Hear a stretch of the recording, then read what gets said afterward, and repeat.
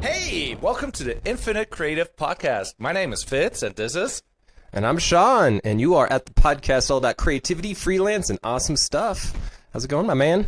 Oh, I'm doing great. It's been busy right before the end of the year. How about you?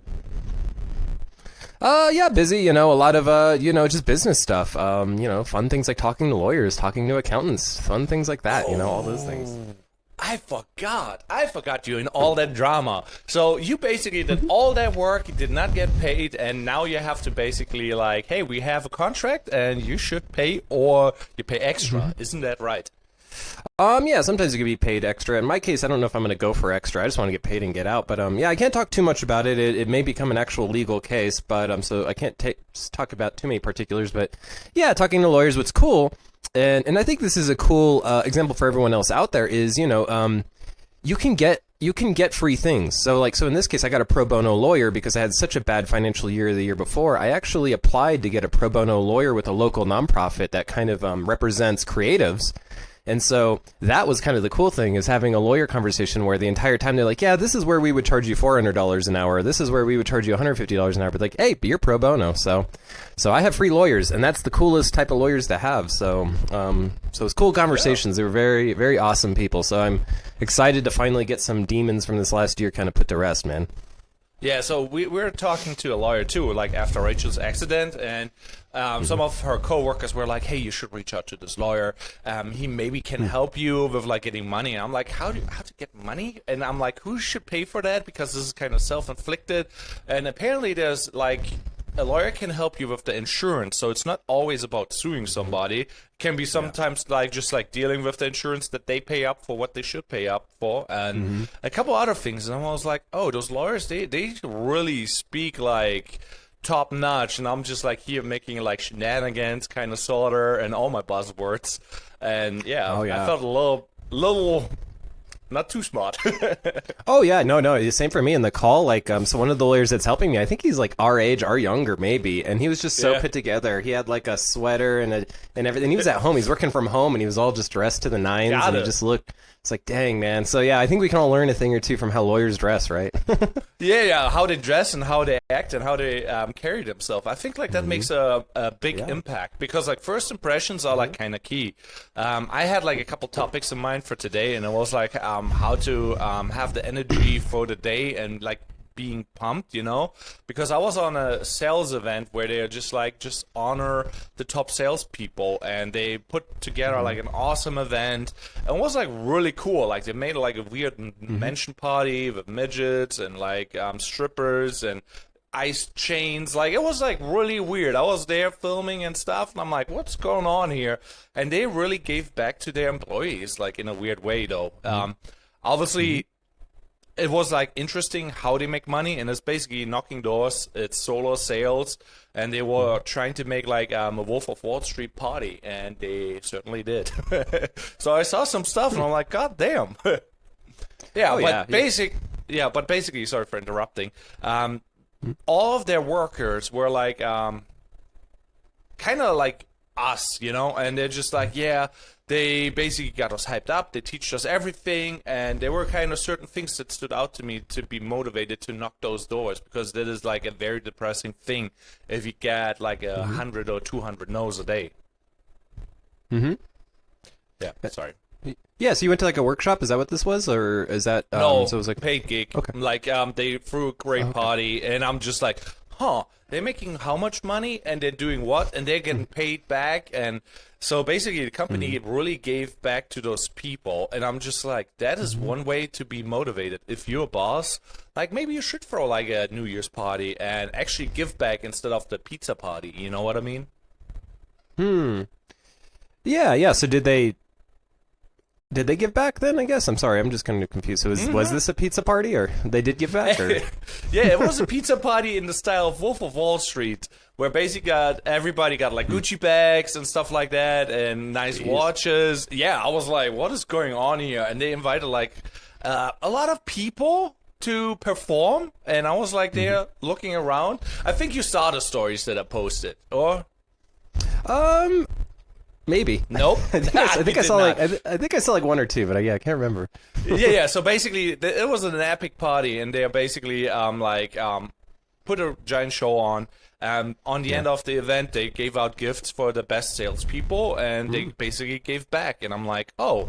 Then I talked to some of the salespeople, and they're basically like all emotional and tears and whatever, very invested in the company, and being like, oh, this is what we are supposed to do early in the morning.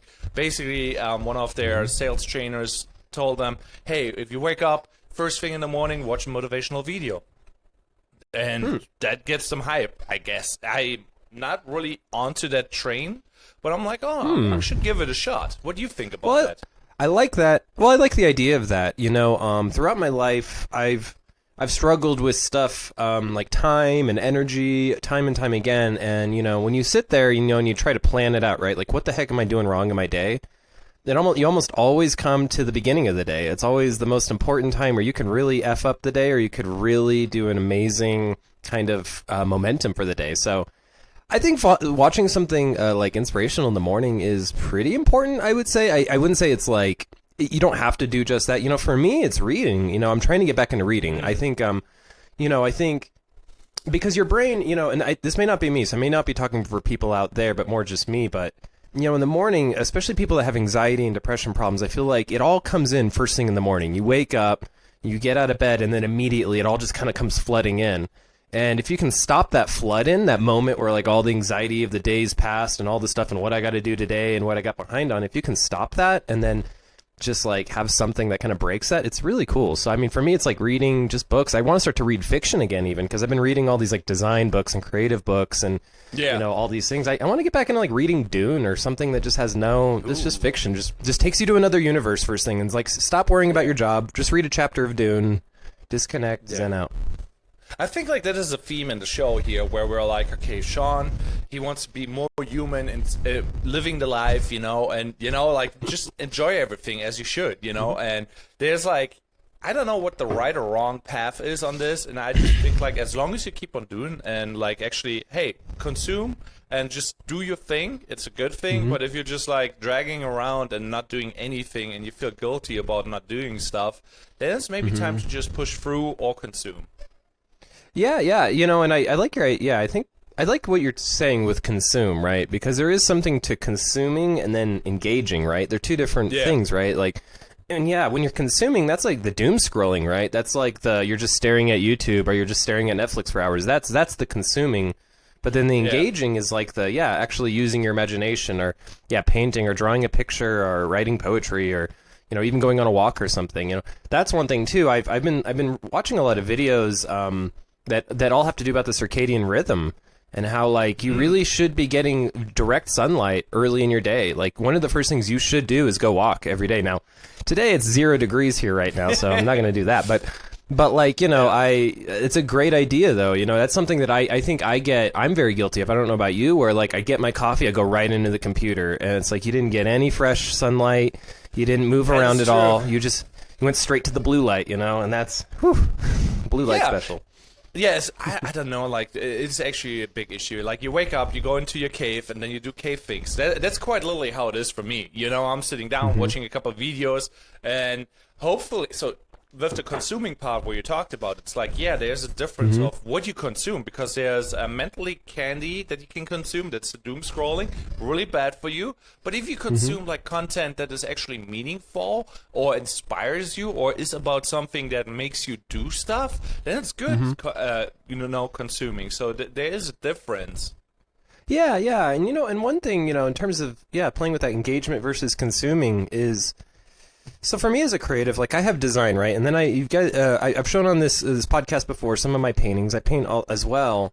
Some things that I've also done in the past is try to paint first thing in the morning. Now I know for all of the creatives out there, like, how could I do that? I'm so behind. How can I like do something that has nothing to do with my business? But if you do something that's also creative that's outside of your business, and you do something that's like good in the morning, like let's say I paint and I get like a decent amount done, but then let's say the rest of the day for my business goes terribly, then at least I did something on the painting, right? So then I at least feel good for the whole day, right? So it kind of sets you off on a good, because I think that's important too, right? I think, I don't know if you do this, but like, do you ever start out the day with like the easiest project just to get it done, just to get a good sense of completion? Do you ever do that where you... Yeah, well, right now, there's no easy. There's just like, okay, we got to do stuff or we're screwed. You know what I mean? So I have like a good amount of like, oh, this needs to be done motivation right now. And there's a lot going on, which is very nice because if the pressure is real. But I think the moment where it's the most important is where not a lot is going on, you know, when you have time. And what is your default then? You just go on a PC, scroll a little bit YouTube, and you have time, and you just kill 1 or 2 hours. That's kind of me when I have too much free time. And I'm like, oh, now I should do stuff, but hey, I already wasted like an hour with coffee drinking just because I'm relaxed, 2 hours with YouTube. Now I kind of feel like I should do stuff, but I'm not really ready to do the stuff because I did not prepare for it, you know? So it's like that habit is like really key. Oh yeah, well I love the like the name of your other podcast is kind of perfect, right? Create before consume. I love that idea because consuming like creates like it's like a quick drug, right? It's like the cocaine of feeling like you're doing good, right? Like you're like, oh yeah, I'm engaged in this video, and the video ends and it's over. But like when you create, I feel like it goes out longer. It gives you more fuel, right?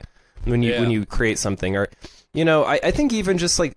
You know, so even for you, like in your case, you're like, oh man, nothing's easy. I just got all these crazy projects that are just going insane right now. Maybe I would challenge you in the morning to do even 30 seconds of like, you know, do something creative like planning your business or something that like is fun and you can complete. So it gives you that at least jumpstarts your day in a positive way where you're like, cool, at least I've done that. If the rest of the day goes to hell, I've at least done something good. Yeah, on that note, like you said, planning your business. I consumed this morning content about business, and I was like, oh, somebody made a really cool reel about like, hey, this is the formula how to get more clients, and everybody wants more clients, you know, and like, you probably have like a way of how you get clients. I have a way how I get clients. His spin on that was like, social proof plus skill equals customers, and customers is the number 10, and now you have to get to 10 somehow with the skill or the social proof. I'm like, oh, this is an interesting concept because like you could have been like 2 of social proof, but your skill is an 8, so you get automatically clients because 2 whatever 20% saw it. So yeah, basically, what is your spin on that? Oh, I mean, that's essentially my ratio: 20% social, 80% good work, right? So that's.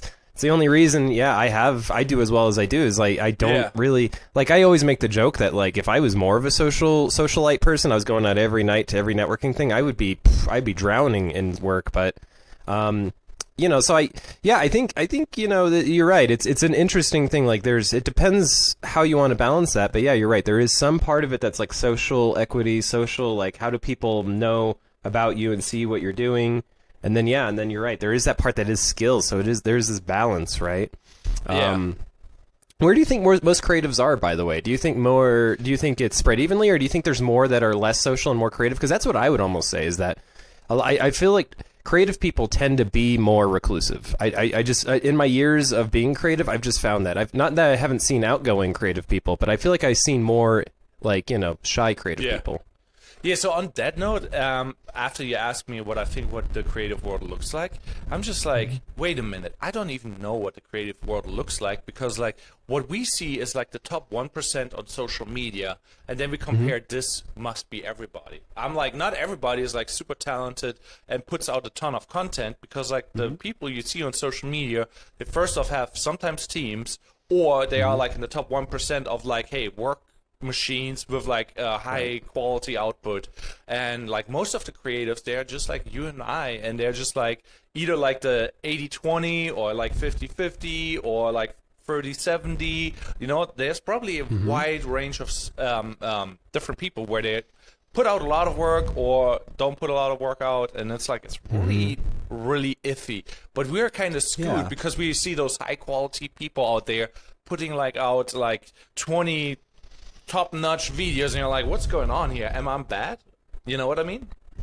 Yeah.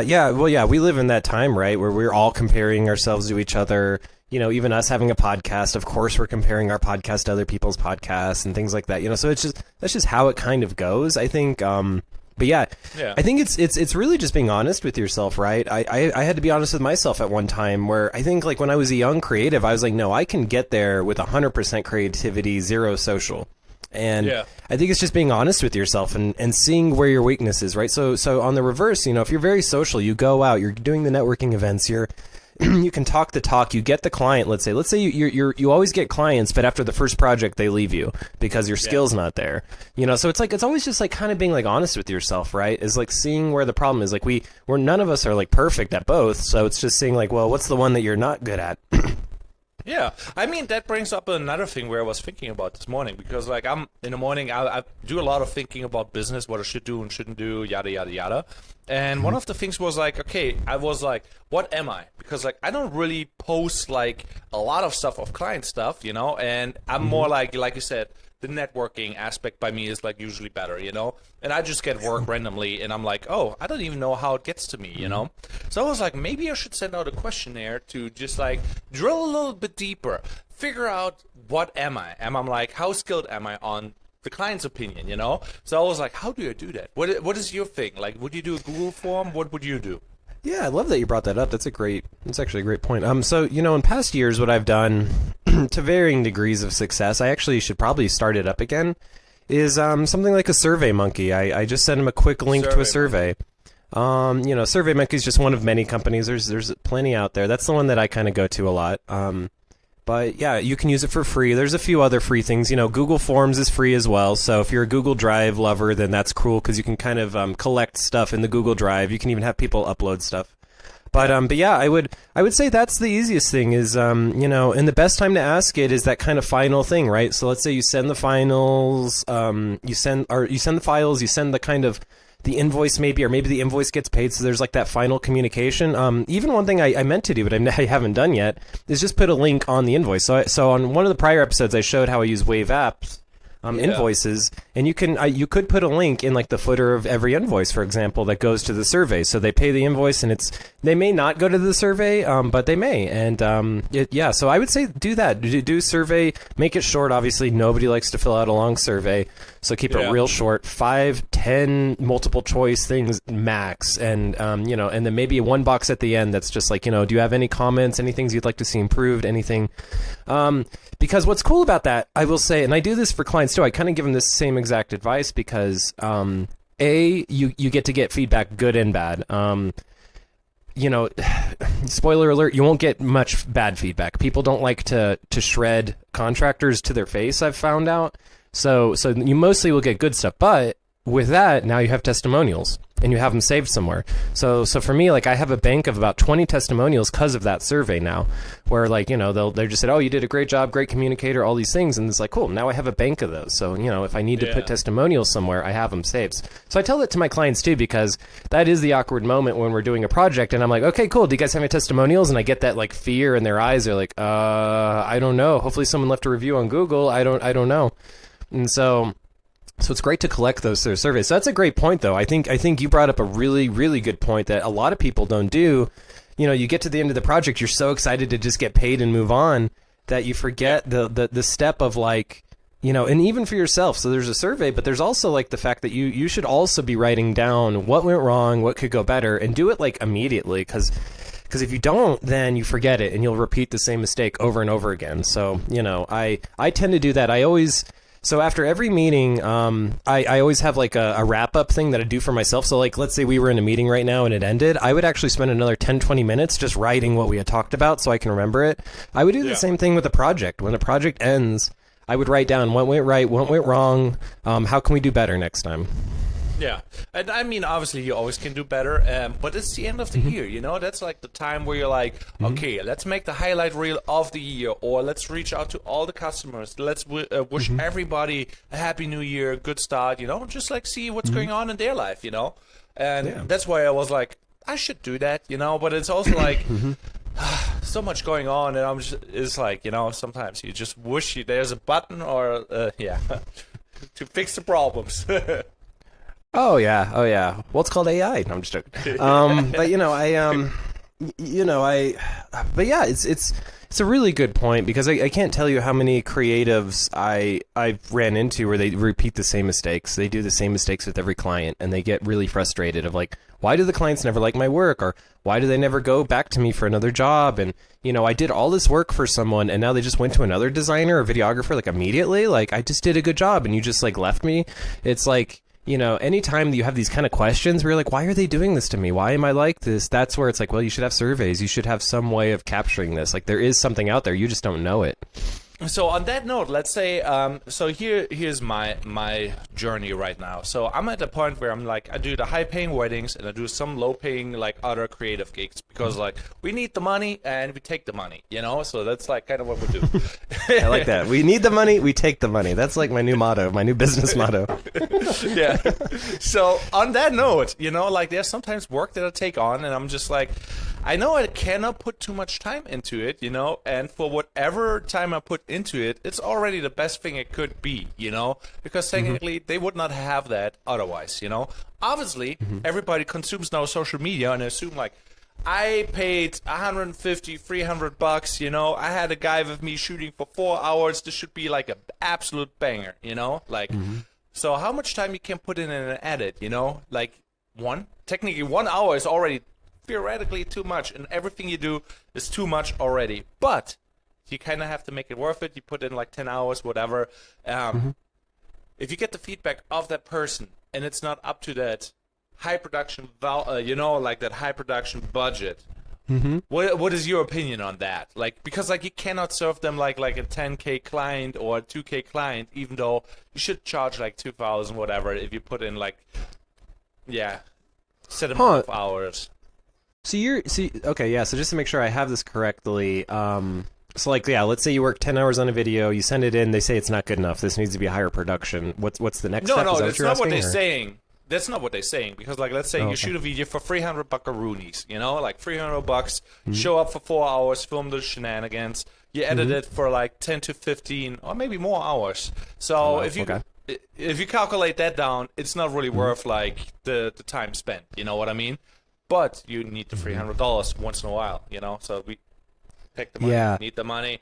So obviously they will be not too happy, because like you could put in like so much extra effort in like, let's put them effects on there, let's do this, and let's do like the color grade that just hits right, or you know, like, but you kind of have to run through it, and they maybe think like they spent top dollar, but you know what I mean? So if you send them a questionnaire, how you deal with that? Because like a lot of creatives, they are in that $150 to $500 bracket, and that is the situation that they're in. Yeah, no, it's a great point. You know, and and arguably I'm in still the same place 10 years into this, where I'm still like, you know, I need money. I need the money, so I can't say no to people, and that is a hard skill to get to. And a lot of the YouTube videos you'll see out there, you know, you'll have these accomplished creatives that probably make six figures, and they're like, you need to say no to clients and you need to fire some of your clients. And it's like, yeah, well, it's easy for you to say when you're like already have all this cushion and stuff. So you're right. A lot of creatives out there, they probably don't have any cushion. They're probably just barely making ends meet. Exactly. Meat pizza. And, you know, and I think, you know, so you're right. And I have the problem. I'm sure a lot of creatives, including you, have this problem of you just want to make good stuff too, right? Yeah. It's a waste of your time to yeah, it's not like you want to rush into anything and be like, yeah, I'm going to make some crap. I don't care. And so for me, one thing and I've kind of mentioned this on past episodes, I'm trying to do is trying to create tiers, right? So at SeanCraigCreative, what's the tiered system? Do you want the bronze plan, the silver plan, or the gold plan? And having a plan for each, right? Because I have had a couple times recently where I've quoted a website and I've been like, and it's a good price, right? I'll be like, it's $2,000 for a full website, which is a great price for anyone that knows websites. But for these small, you know, mom and pop shops, $2,000, you just blew their mind away. They were like, "What? I thought I saw a thing for Squarespace that says $30 a month, and you want $2,000? Like that's insane." Yeah. But having an answer to that and being like, okay, so what's your budget? You know, and they may not tell you, and they may like, I don't know. I'll be like, okay, well here's it.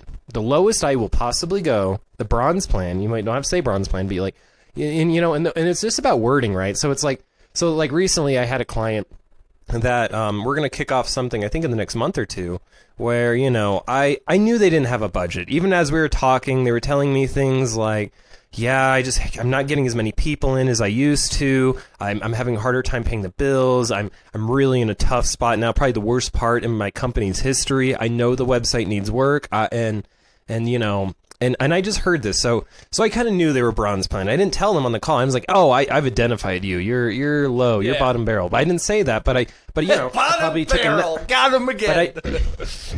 Yep, the bottom barrels. But yeah, so I you know, that's the name of our band, by the way. But we're you know, so what I ended up doing is I worded it like this. I was like, you know what, man? Usually this type of website would cost you, you know, I would charge $2,000, $2,500, but I know that you don't have that money, right?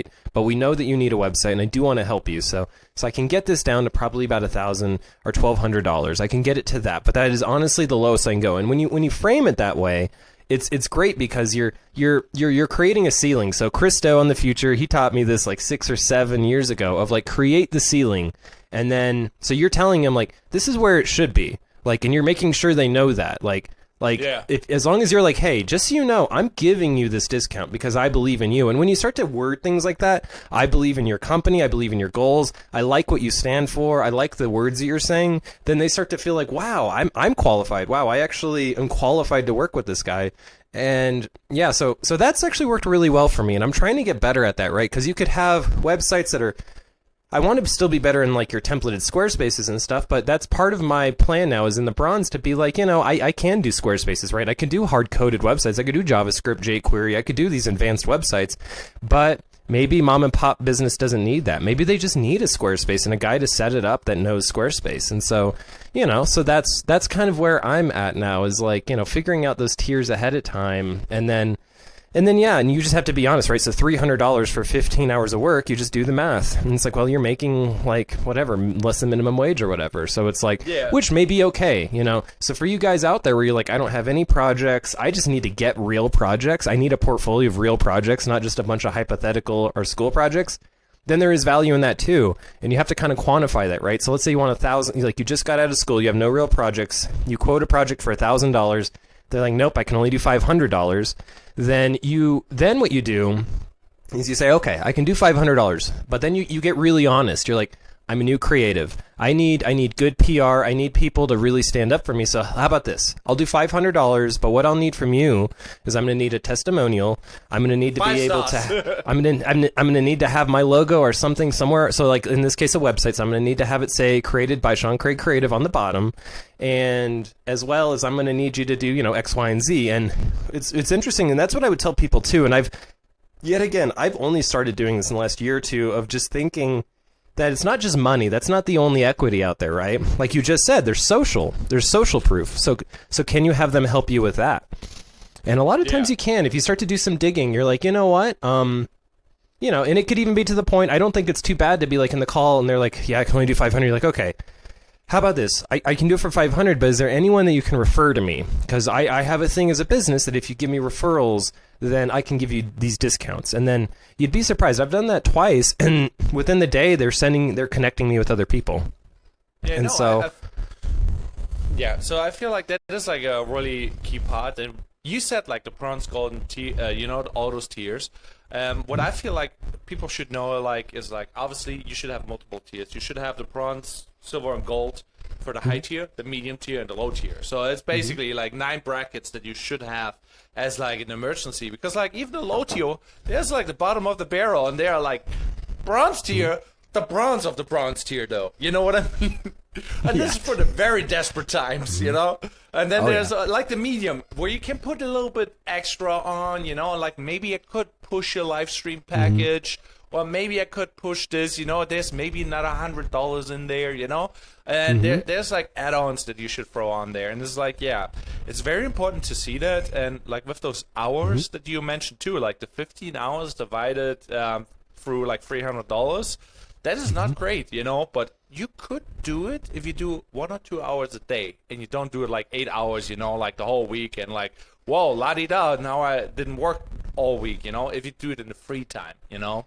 So that I would actually maybe disagree with, because I've done that before. I've done that because it does sound like good thinking, right? That like yeah, let's just spread this out in tiny increments and we'll just fit it in, but But what's happening then is it's staying in your brain. It's still there. It's like this thing that's on the back burner. So those projects, those bronze projects, I still want to put the work, and I want to give them the respect of giving them a good product. But my whole thing then is get them off the stove, get that off the platter, get them out. Like that's where it should be more conveyor belt. And I say conveyor belt not as like let's make terrible creative projects, but more like let's be more time focused than quality focused a little bit. So it's almost like ratios, right? It's like, so if you get the gold plan, quality's up here, time's down here. Like this may take me forever, but it's going to be great quality. Where bronze, it should be the other way, where, the quality has to go down, but the time, I want this thing done. I want to literally get this guy a website in 2 weeks, so he's gone. Or he comes back. But if you have enough, I've done that before where I have like 10 small projects and you just start to lose it because you're like, I got 2 hours this, 2 hours this, 2 hours this, 2 hours this, and it just becomes insane. So I would say actually those bronze clients, get them out the door, get them happy and out the door, just like you were a store, right? Get them happy, get them out the door. But here's the thing, like there's a difference. If you put the time combined in chunks, big chunks, and if you do it that way versus like you do it over like 2 weeks. The impact that will do is like crazy. If I would have done the video, for example, for one of those bronze videos, it would be terrible. It would be not good at all. It would be really bad, because like you still compete with everybody in the market. So like I feel like you cannot do that amount, that everything combined. You have to think about it a little bit. Otherwise, it's like not doable. So this is just like. Yeah. Well, no, you bring up good points, though. Yeah, and what I do want to say to people, and I would challenge you, and challenge myself, really, is there is a bottom to the bronze. That you need to identify clients that you don't want. Like you can't have this thing where every single person that wants to take you to the dance gets to go to the dance with you. Like there is people that just don't qualify, and I'm trying to get better at that, right? So it's like, let's say I quote them $500 for $1,000 thing, and they're still like, man, I was really thinking $200, man, maybe $100, I don't know. And then you're like, no, then I'm sorry, you have to go somewhere else, maybe Fiverr, maybe one of these other places, because we're bottom of the barrel. You want to go under the barrel now. You want to go like deep into the ground. You just want to find something in the trash can and wipe it off and make it yours. So like, then this isn't the fit. This isn't a great fit. Here's Fiverr, here's those things, there's this thing called Canva here and it's amazing. So go ahead and use that and make your own stuff. Yeah. I mean, it's a weird time. Like obviously there's a lot of people who want to have a website. They don't really can, monetize a website. Like that is one of my things where I'm like, okay, if I work with a client, so that's like I have a January, maybe a thing going on where I'm like, do you want to work with that person? Because like I know they will not make a return on that video. No matter what I quote them, it could be like I quote them $2,000, I quote them $100 or $70. Does not matter. I think that person will not make a dime of it, And I think like those people should not even ask for a video because you just want to have a video for a video. You know what I mean? It's like kind of want that of myself, so I feel good about myself, but I have no way of monetizing it. And I feel like for myself, because I'm like, I reached out to people like, hey, I want a website. Hey, Sean, you want to do a website for me? I'm like, I maybe can monetize it, but I'm not even sure if I could, So that's where I'm like, I got to be upfront and like, okay, then I see the value in it. Because if you see the value in the website and I know I can make 10 grand with it, I probably should spend $3,000, Yeah. And I think, one of the best things that I learned a long time ago was instead of, a lot of business people think of these things as costs. Cost. And you got to get them to say investment. This is an investment. You're investing in your business, which means that it's not that you're going to come out of the video and immediately the money's going to start printing out of the printer. Like it's investment. So it's like you're building things up slowly. And for me, with websites, it's really, I just say, is this a storefront? And how much was your real storefront? You're paying a lot of rent. You had to pay a lot of money to get in there. It was a lot of work. This is so little in comparison. Like I'm going to charge you $2,000 to have a store. So it's like breaking things down into investments help. But yeah, it's but I would say that like because if you do find yourself with all these bottom level clients, because you can't say they breed more bottom level clients, right? So if you start to charge people $200, $100, super cheap prices, they're going to tell their friends, hey, I got this guy to make a video for $100, $200, and it may seem good. You're like, whoa, man, I'm getting all these new clients that all these people reach out, but it's because they've been taught to not pay you well. So now you're just going to get all these. You're going to be the most popular poor creative out there. Yeah, and I don't know who did that saying, but it basically goes like, good work attracts good work, and probably cheap work attracts cheap work too. You know what I mean? Like, You're 100% right. 100% right. Yeah, so you basically get more of the cheap work if you do cheap work. But it's like always like a balance, because on the one side you need the money, you know, and it's like, it's not like that randomly, oh, you could have made $5,000 now if you would not have taken on the $300, you know, because like you probably wouldn't be on their radar if you didn't do the cheap job. You know what I mean? Oh yeah. So it's like a little bit of both, because like you have to put out social proof that you're alive, that you're active, you know?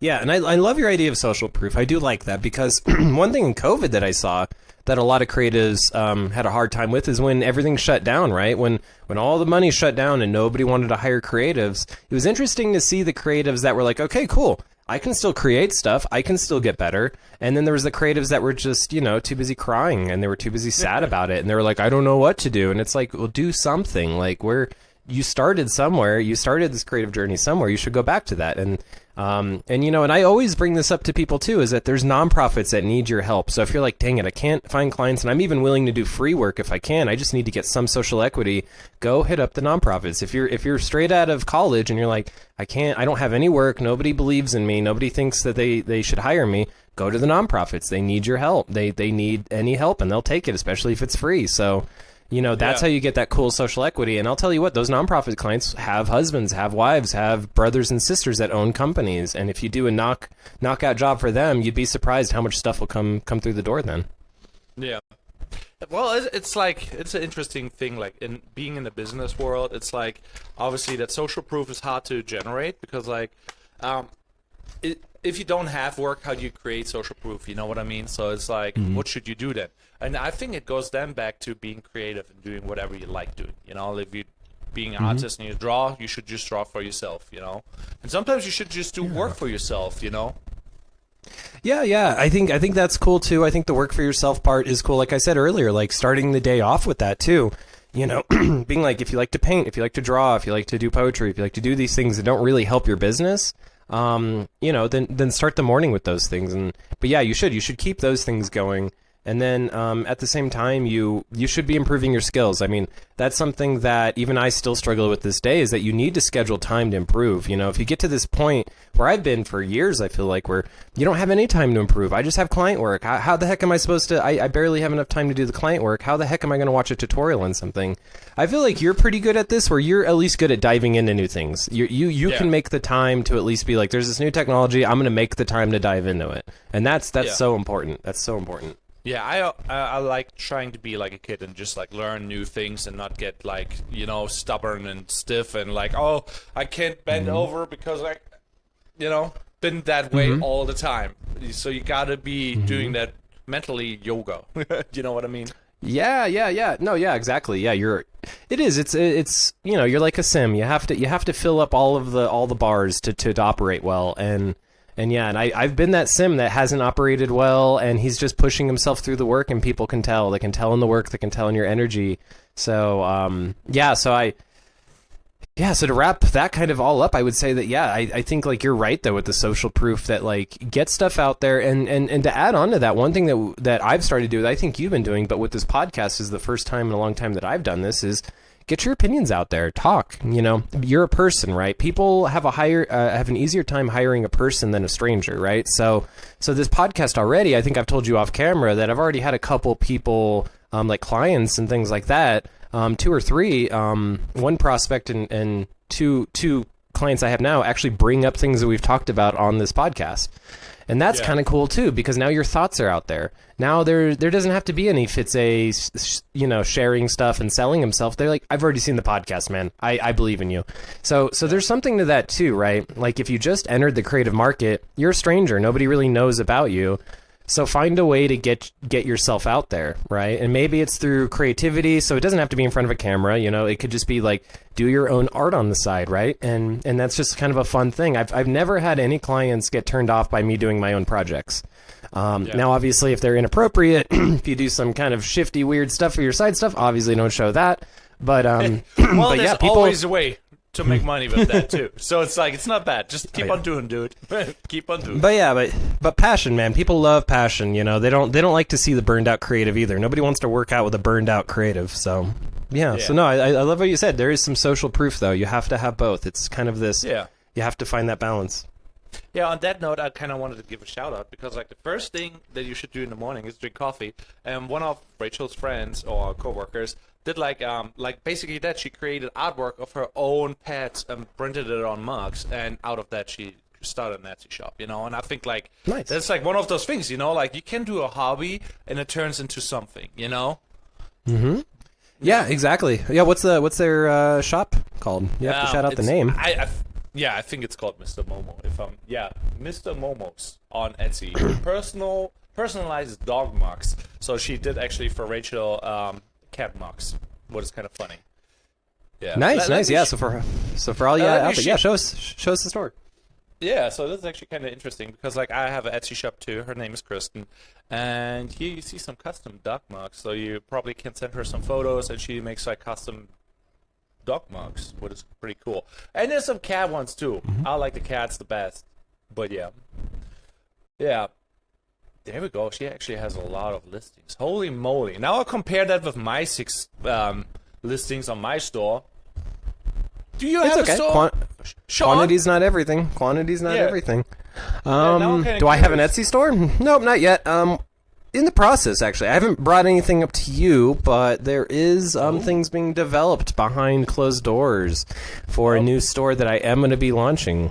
So I was like accidentally now he's just looking at his metrics. Oh god, now he's on his Facebook. Oh god. No, stop sharing. There we go. Consuming. We had the hub open. God damn. Just kidding. Yeah. So just I guess for everyone out there, that was MisterMomos. Is that what it is? Yeah, MisterMomos is a Etsy shop where you can get your cat and dog mugs made customly. Cool. Well, go get those mugs, people, because those are awesome. And then I'll let you know about my store when that kind of pops up. There is going to be that component. There's behind closed doors right now. Behind closed doors, I act like there's like this like wall going up that like coming 2023. Like there's like all these. Like, I don't know. But let's say it like that. Coming in 2023. Coming 2023. This spring. I'm redoing my website. I'm going to be launching my paintings website. I'm going to start selling prints. I'm getting those photos taken in the next couple weeks. Launching another mystery store that I just mentioned that I won't talk too much about, where you can buy products and stuff. And so I'm going to start getting these things out, right? Because I've definitely recognized this last year. It's about putting nets out, right? Put all these nets out. Put some, get another fishing pole, put some lure on it, put it there. Boom, you have something else in the water.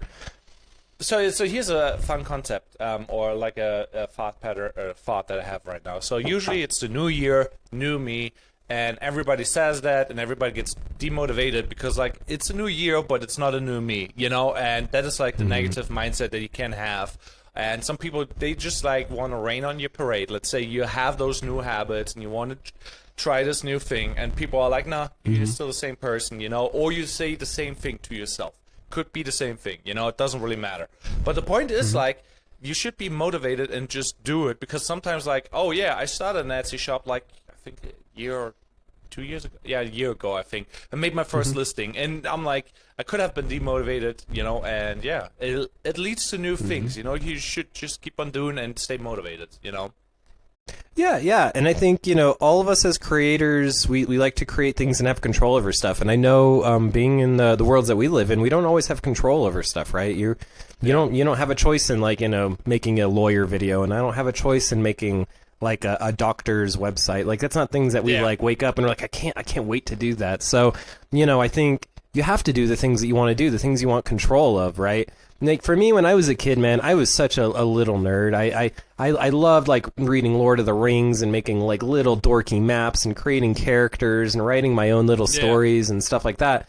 So it's like, how do we get that back in there, right? Because that doesn't work with most client work. They don't want me to be all fantasy and weird about it. But how do you bring that back in, right? So that's where like I've done goofy things like Dungeons and Dragons and other little outlets of creativity that they don't really serve me, at least not yet, but they get me back to that kid, Sean. And I think you've brought that up a few times, that child energy is super important. Get back to the kid in you.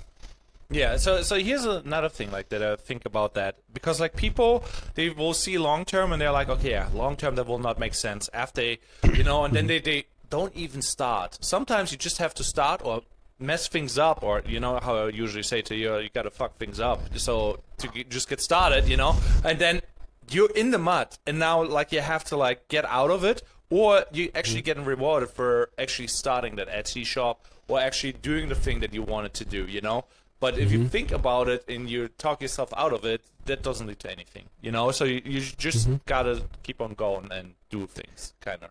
Yeah, and I think, you know, just things are cheaper now than ever to start, and so really starting is just, you know, starting to create whatever it is, and that can be free or cheap. I mean, where you're just coming up with the idea, get a pad of paper and a pencil and start just planning it out. That's where it starts. It doesn't have to be a big investment, and you know, and like I've said before, you know, you have so many options. I mean, so yeah, if you can't afford a designer or someone, then you have options out there. So you're right. It's kind of one of those things of a lot of people just expect, new year, new me, but there's no plan. There's no actionable plan. I'll have to find the book. There's an amazing book that was written by the guy that created Behance. And it's such. Oh, you don't know about Behance? So I'll go ahead and share my screen just so you. So Behance is. And this is actually a good point that we can bring up in another video, is that for creatives out there, and yet again, I do a terrible job of this. I'm going to give advice that I'm not really following that well. There we go. I'll always be honest with you, audience. Like, I'm not going to act like, hey man, I'm a big. We got it all figured out. Six-figure I'm a income, bigwig. No problem. Yeah, I'm bigwig. I don't need to learn any of these lessons. So Behance is just a creative, for any of you out there, it's a creative kind of social network where you can post your stuff. And so it's just a nice place where other creatives can look at your work. It's another place to have a portfolio. So let's say you don't have the money to make a portfolio website. It's just another place where you can for free have a portfolio to send people. It's owned by Adobe, surprise, surprise. And but yeah, so you can like jump into some of the projects. And what's nice is they compress the images too a lot of the time, so they're very hard to steal. But you know, places like this are where I kind of go for inspiration. Sometimes if I get stuck, I'll go to Behance. Another one I can bring up here is, and you maybe have heard of, is Dribbble. Have you ever heard of Dribbble? Nope. So Dribbble.com is more web-based, but it's kind of moved into print and product and typography in the recent years. But yet again, another social network, another place to, you know, yet again, if you're looking for inspiration, it's a good place to start as well. But yeah, a good place to start posting stuff, right? And get feedback and interact with other creatives. You know, so some of these, you know, it'll be just like a graphic. Some of them, that, like it says case study here, it'll be a full case study. And this is something I'm starting to do with my work, where you're not just showing the work and the beautiful work, but you're talking about it. You're talking about the problems you solved. You're showing some of the things that you've done to solve that problem. You're going kind of through each part of the process. And so I would say, yeah, explore those things too. For any new creative, you know, you should get your work out there, talk, start conversations. And I'll tell you what, I've done a terrible job of that. I really do need to get better at getting my work out in different places. But yeah. So you're doing actually pretty good. You're doing good. Like I saw your Instagram, you know, you got some posts open there. You can check out some websites. You're doing a really good job there. And I like the way how you represented like your work. I actually showed it the other day, like to a friend, and he was like, my wedding photos made it into into a magazine. And he's like, how should I display that? And I'm like, hey, do it like this guy. Have a photo of the magazine and, you know, like show it as if it would be on a PC screen, like a website, and scroll through it, you know? And I'm like, that would be maybe cool, you know? Yeah, exactly. Yeah. Well, thank you. Yeah, and yeah, for everyone out there, Sean Craig Creative, so SEAN Craig Creative. I need all the followers I can get. I am probably the most unpopular social person. It's so funny, but so talking about the social stuff, you know, for everyone out there, you know, leave a comment. Where do you think Sean's social versus creative work ratio is? Are we 0 and 100? Do you think there's 10% maybe? So, but yeah, it cannot be 0. Cannot be 0 because like 0 times 10 doesn't get anything, you know. So you're at 0. 1.2. Let's say 1.2. 0.12. And it was 0.2 until this podcast. Now it's 1.2. Yeah. But yeah, it's so I think, you know, and you've done a great job. I think you do a good job of like posting stuff you're doing and being a real person. I think that's cool. Obviously, I think I can get too much. I know some creatives that I'm like, all right, stop sharing so much. I don't need to know how everything's made. Don't show me how all the sausage is made. But But yeah, I think like, one thing I want to get better at that I started doing during COVID when stuff slowed down, because yet again, some people cried and got all sad during COVID, and us creatives are like, I've always had this approach that like the world could end and I'll still be creative. You can't stop me, bro. Like until I'm dead, I'm gonna be creative. I'll be in the hospital bed knitting. I don't care. Like I'm gonna be creative. So when COVID started, I and this will probably be making a premiere. I'm gonna bring it back. It was such a cool concept. I was trying to learn After Effects. And so one of this kind of tutorial I started, but I didn't really get too deep in because I got too lost in my own creative juices, was creating this kind of arcade side scroller. And so I made a COVID side scroller where you would actually, so you start it and it like does like the burr, burr, burr, burr, burr, and then you do like a character select thing, and it like you could do Dr. Fauci, or you could do Donald Trump, and so I even like pixelated those characters and had them created, and so it's like things like that. I think it'd be cool to start to share, because I think yet again, humor too, right? Like I think we both know this. If you can get me to laugh, you've just taken down all my armor. So I think that's kind of where I'm going to start to go too, because I think a lot of people, they love the quality of work. They like, I really do like have this kind of quality about me that people like. However, once people meet me, they're like, I thought you were going to be like a stuffy asshole. I thought you were going to be like really mean and just like, you're going to come in, but you're like so goofy and nice and fun. And I'm like, yeah, I kind of do need to maybe put that out a little bit more. Like, don't be scared. I don't bite, like I'm a nice guy. Yeah, I feel like also it's like a habit, you do the social proof thing, you start doing it, you get used to it, and then you're okay with it. It's not a thing that you will love, because like, yeah. Well, it's bad if you love it, right? It's almost like you shouldn't love it in a weird way, like, right? Or should you? Because like that is also like a thing where I'm like, people are like who are obsessed with themselves, they really love themselves, but they're really happy, I guess, about themselves. What is a good thing? I guess, yeah. We just live in a weird time where I think people are very sensitive to that. They can really pick out when you're too full of yourself, and it turns people off really quickly. I think I found it even like creatives that are just like so about themselves, they just don't feel approachable. I guess that's my big thing is like, be approachable. Don't scare people away. I've known creatives that are really good, but I feel like they haven't had a great career because everyone's too scared to talk to them, and you don't want that. Yeah. Gosh, we're already at 50 minutes. I know you have a lot going on. So what's going on for Sean the last couple of days of the year? Yeah, like I said, I've just been planning a lot of stuff. I've been getting our products ready. Going to do a quick shout out here. If you need a nice mouse pad that says Infinite, says Creative, it's premium. So I would say all of you go to infinitecreativepodcast.com. These things are not that expensive at all. Yeah, so how did you make that? Because you said that's made with Midjourney. Now I want to actually dissect the image a little bit. So what were the commands for that? Because that really looks dope. Yeah. So I don't have the list right in front of me, but I know that some of them was it was Infinite Creative, and then I put like art, horizons, future, things like that, and and this is what came out after a few renditions. So, and then also I did pull this into Photoshop. I will tell everyone I'm not going to take credit for all of this, but I did pull this into Photoshop and clean it up. So there was also some work that needed to be done. There was some weirdness like in here that I cleaned up, and there was like weirdness everywhere. But, and I think, on the store, there will be real art, too. So for anyone out there that's already like, oh, they're just going to put AI art on their store, they're going to be one of those guys. Like, nope, there's going to be real art as well. But, I thought this was, a really good way to, just kind of trick the AI into giving me some cool art. Be like, how about you define Infinite Creative? What the heck does that mean? So, buy these. They're really nice quality. I actually was really surprised at how well this came out. I thought it was going to come a lot more fuzzy, but it's really high quality, like print and everything. So yeah, guys, go to the website. This type of stuff really helps us a ton. Be able to pay for this podcast. There is costs. It's too long. We haven't gotten It's too long. We haven't gotten any money. So please, I'm begging you, please buy one. Too long. Sheesh, this guy just went off for an hour on cat mugs. Anyway, jeez. No, it's all good. No, I mean like as long as it's about the Midjourney, and it's like secondary, but whatever. No, I really dig it though, and you're right. We gotta get them sales and we gotta get them guests, but we potentially have we talked about it too often that we maybe have guests. Yep. Yeah, but. Maybe next week we got somebody, and maybe we got your accountant, and we will talk about taxes. Like, are you excited about your taxes, or are you worried? I'm excited about it. A little worried after this year, really. I feel the same.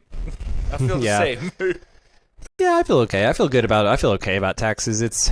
I made more money this year, so taxes went up a bit. But yeah, nothing too bad. I love my accountant. He's just great. I mean, I would tell everyone out there, once you can afford, mine's $1,000 a year. But yeah, I'll hopefully get him on the show. I have some other people lined up as well. I have a friend here who's starting his own podcast, and he's also a videographer. He does international work. He just came back from Italy.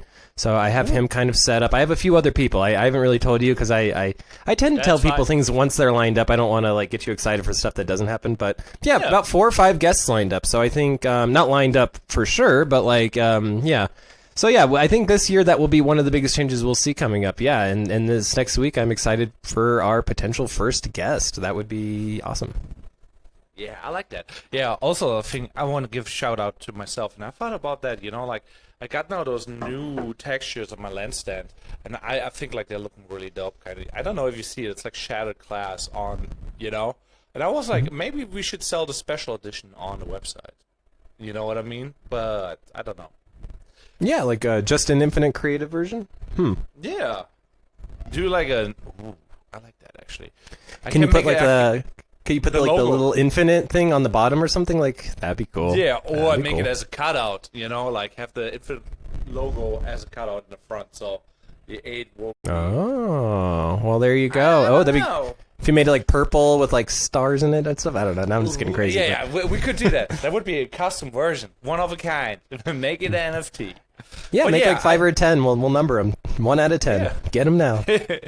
Yeah, but on that note, like, thanks for hanging out and doing the podcast with me.